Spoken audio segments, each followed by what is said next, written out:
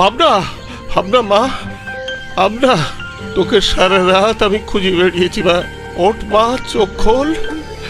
ভাবনা, ভাবনা, চোখ খোল মা। তোর বাবাকে একবার দেখ। চল মা, চল বাবা, বাড়িতে চল, চলো। বাবা,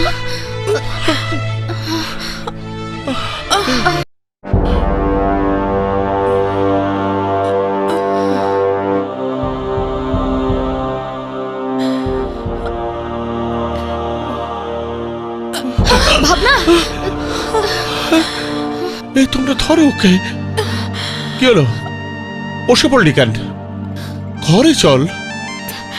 তোর কি হয়েছিল আমি যে তোর কাছে সবকিছু শুনতে চাই ভাবনা। মাস্টার, তোমার কি আর শোনার কোনো সময় হলো না?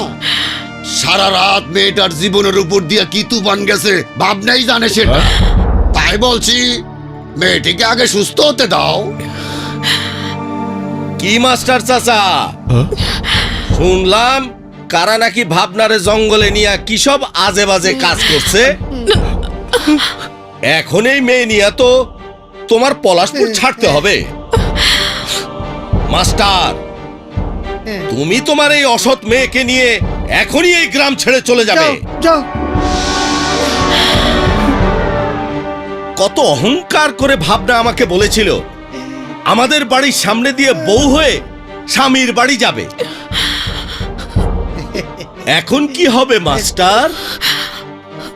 কেন আপনি বাবনাকে ছোট মিয়ার বউ করে ঘরে তুলে নেন যে? ছোট মিয়া তো বাবনাকে ভালোবাসে যে। 100% ভালোবাসে।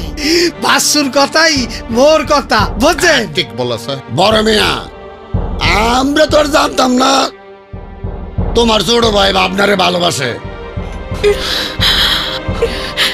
তোমার ছোট ভাই যদি সত্যি সত্যি ভাবনারে ভালোবাসে, তাহলে বাচ্চার কথাটা বিবেচনা করে দেখতে পারো। এই বিয়ে আমি করবো না। শুনেছেন আপনারা?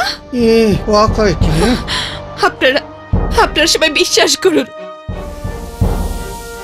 এই বড় মিয়া ছোট ভাই নাদের আর এই দুই শয়তান রাস্তা থেকে আমাকে তুলে নিয়ে গিয়েছিল।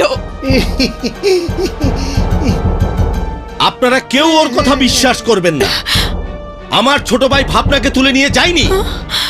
গতকালই তো সে ঢাকায় চলে গেছে। মুই আর বাচ্চু সাক্ষী। হ্যাঁ ঠিক বলেছে যে। মিথ্যা কথা। আমরা না হয় তোমার কথা বিশ্বাস করলাম, কিন্তু এই কথা বাতাসের আগে সমগ্র পলাশপুরে ছড়িয়ে পড়বে। তখন তুমি কজনকে তোমার কথা বলবে, কজনকে তোমার কথা বিশ্বাস করাবে? তাই বলছিলাম। না, এই কথাটা বলবেন না। এই কথাটা কেউ বলবেন না। আমার কথা যদি আপনাদের কারো বিশ্বাস না হয়, তাহলে আমি মরে যাব। তবু নাদের মতো একটা লম্পট বদমাইশকে বিয়ে করে আমি আমার জীবন নষ্ট করব না। আমি জীবন নষ্ট করব না বাবা। তাহলে চল বাবা মেয়ে দুজনে একসাথে মরে যায়। তাহলে তোর জন্য আমাকে আর আমার জন্য তোকে কাঁদতে হবে না। চল মা, মরে যাই। কেন মরে যাবেন? কোন দোষে, কোন অপরাধে মরে যাবেন? এই পলাশপুরে নাদেরের মতো বদমাশ আছে। নিজেকে নিয়ে অহংকার করে বলছি, এই বাদলও আছে। আপনার যদি অমত না থাকে, তাহলে কোনো অনুষ্ঠান না করে আমি এই মুহূর্তে ভাবনাকে বিয়ে করে সসম্মানে আমাদের বাড়িতে নিয়ে যেতে চাই। সবকিছু জানার পর একটা কথাই আমি বুঝেছি, একটি মুহূর্তের জন্য ভাবনা নিরাপদ নয়। শকুনের নজর পড়েছে ওর দিকে। বলুন মাস্টার চাচা, আপনি রাজি? ভাবনা বাবা, তোর কথা ভেবেই আমি বাদলকে বলে দিচ্ছি আমি রাজি।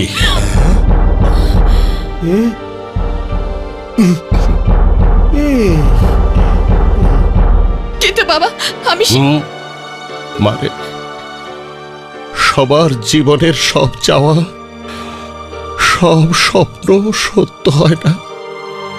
তুই নিশ্চয়ই স্বপ্ন দেখেছিলি তোর বিয়ে হবে ধুমধাম করে, কিন্তু কি করবি বল? ওই বদমাইশটা তোর সেই স্বপ্নকে সত্যি হতে দিল না।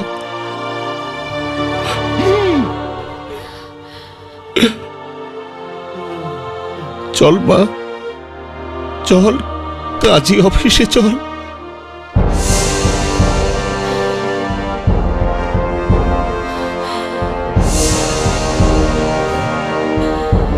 এটা কি হলো? বড় মেয়া এইটা কি হইল? এখন কি হবে সাচ্চু বাচ্চু? বড় মেয়ে এটা কি হইল? বড় ভাই, ভাবনাকে আমি পেলাম না, সেটা বড় কথা না। আমিও মিয়া বাড়ির সন্তান। মিয়া বাড়ি কোনোদিন কখনো কারো কাছে মাথা নত করে নাই, আমিও করব না। ভাবনার রহমত মাস্টার মিয়া বাড়ি আর তালুকদার বাড়ির মধ্যে দ্বিতীয়বারের মতো দ্বন্দ্ব সৃষ্টি করলো। আমিও ভাবনাকে শান্তিতে সংসার করতে দেব না। কি করবি? কোনো প্ল্যান মাথায় আসছে? তোমরা দুই ভাই মিয়া বাড়ির কলঙ্ক, আর তুমি একটা অপদার্থও বটে। তোমার মতো বড় ভাই থাকতে ভাবনাকে নাদেরের কাছে এনে দিতে পারলে না? তালুকদার বাড়ির সন্তান হলে মেনে নিতাম। তালুকদার বাড়ির কাজের ছেলের কাছে মিয়া বাড়ির এত বড় পরাজয় আমি মিয়া বাড়ির বউ হিসাবে কিছুতেই মেনে নিতে পারলাম না। ভাবি, তুমি ঠিকই বলেছো। তবে তোমাকে আর বড় ভাইকে আমি কথা দিলাম, তালুকদার বাড়ির সুখ শান্তি সবকিছু আমি কেড়ে নেব। ভাবনাকে আমি সুখের সংসার করতে দেব না।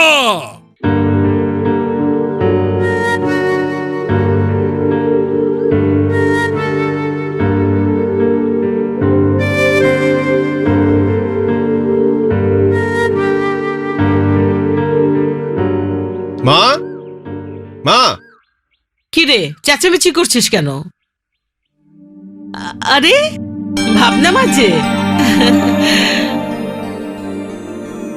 মা, আমি ভাবনাকে বিয়ে করেছি। তুই একটা ভালো কাজ করেছিস। আমার পছন্দের ভাবনাকে আমার ঘরের বউ করে এনেছিস। মা, আমারও তোমার প্রতি সন্তান হিসেবে বিশ্বাস ছিল তুমি আমার এই হঠাৎ সিদ্ধান্তকে হাসি মুখে মেনে নেবে। কেন নেব না? তুই জানিস না, আমি ভাবনাকে বলেছিলাম ভাবনা যে ঘরে যাবে চাঁদের আলোর মতো ঘর আলো করতে যাবে। জানতাম না আমার ঘরটি ভাবনা আলো করতে আসবে। আমার মা। লজ্জা, ভাবনার বাসর ঘরটা সুন্দর করে সাজিয়ে দেওয়ার দায়িত্ব তোকে দিলাম। বেশ তো, নিলাম। ভাবনা চল আমার সাথে চল। যাও।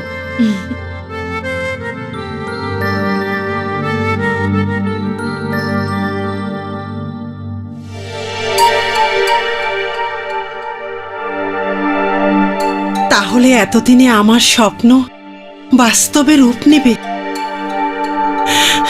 সাগরের সাথে আমার লজ্জার বিয়েটা দিতে পারবো। সাগর, সরি বাবা, একটু দেরি হয়ে গেল। কোনো কাণ্ড গেনি এই আসার সময়।